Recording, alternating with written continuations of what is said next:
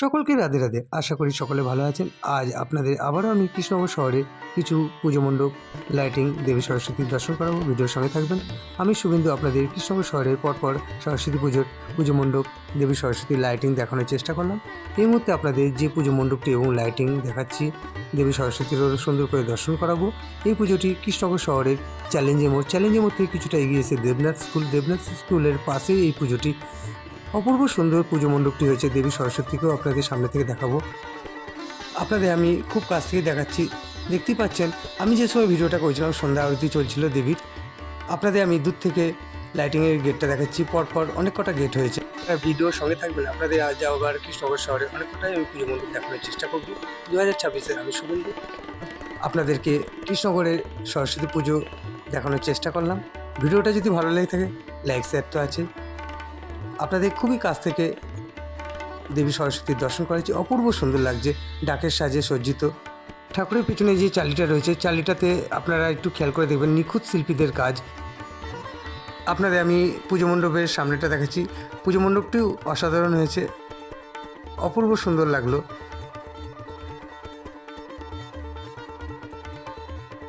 আপনাদের সামনে থেকে দেবী সরস্বতী দর্শন করাচ্ছি এবং সন্ধ্যা আরতি দর্শন করছেন। যদিও ভিডিওটা আমার অনেক লেট হয়েছে ছাড়তে, কিছু মনে করবেন না।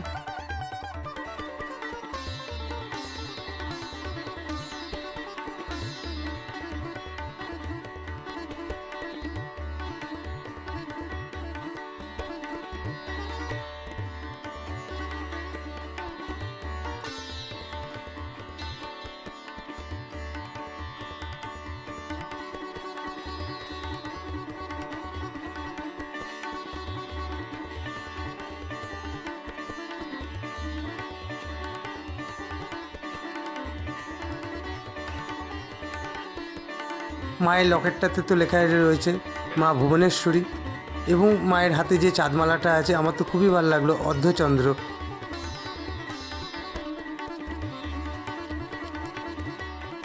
আর আমার বক্তব্যে যদি কোনো ভুল ত্রুটি হয় অবশ্যই আপনারা ক্ষমা করে দেবেন ছোট ভাই হিসাবে। এবারে আমি চলে এসেছি আরেকটি পুজো মণ্ডপে। এখানেও আমি যখন পৌঁছেছি সন্ধ্যা আরতি শুরু হয়ে গেছিলো। এই পুজোটি কৃষ্ণনগর শহরের মিমি সিনেমা হল, অনেকে ছায়াবেনি হল হিসাবেও চিনে থাকবেন।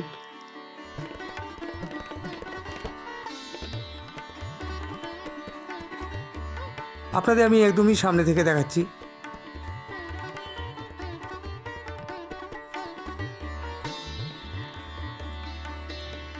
খুবই সুন্দর লাগছে। দেবী সরস্বতী সাজসজ্জা অপূর্ব সুন্দর হয়েছে, একদমই মেন রোডের ওপর।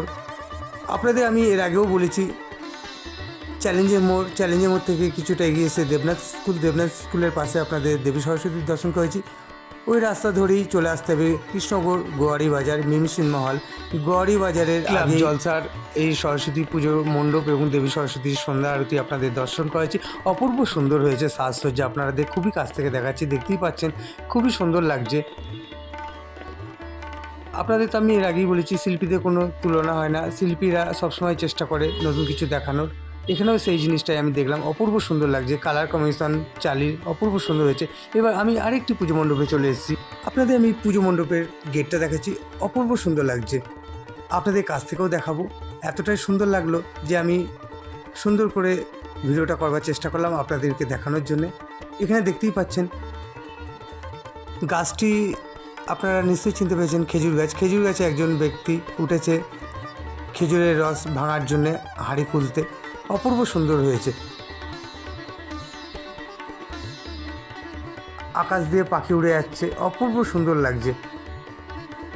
যে পুজো মণ্ডপটি আপনাদের আমি দেখাচ্ছি, কৃষ্ণনগর শহরের আপনাদের পুজো দেখাচ্ছি। শহর বলতে আপনাদের তো এর আগেও বলেছি, কৃষ্ণনগর শহরের আপনাদের পরপর দেবী সরস্বতী পুজো মণ্ডপ, দেবী সরস্বতীর দর্শন করেছি। এই ক্লাবটির নামই হচ্ছে শহর। এতটাই সুন্দর করে প্রত্যেক বছরই নতুন কিছু করবার চেষ্টা করে শহরের যারা পুজো পরিচালনা করেন, মেম্বার ক্লাবের। প্রত্যেক বছর নতুন কিছু করার চেষ্টা করে, এবছরও করেছে। অপূর্ব সুন্দর হয়েছে। আপনাদের দেবী সরস্বতীর দর্শন করাচ্ছি। অনেকে হয়তো ভাববে যে শহর বলতে তো এর আগেও আমি বলেছি কৃষ্ণনগর শহর না, ক্লাবটার নাম শহর। উকিলপাড়া বারোয়ারি একদমই পাশে। ফার্স্টেই আপনাদের বলেছি ভুবনেশ্বরী শহর জলসা, এই একই রাস্তাতে আজকে আপনাদের আমি 3টে ঠাকুরের পুজো মণ্ডপ দেবী সরস্বতী দর্শন করলাম। কেমন লাগলো আজকে ভিডিও কমেন্ট করতে ভুলবেন না। ভিডিও ভালো লেগে থাকলে লাইক শেয়ার তো আছে, নতুন হয়ে থাকলে আমার চ্যানেলটা আপনারা সাবস্ক্রাইব করতে ভুলবেন না।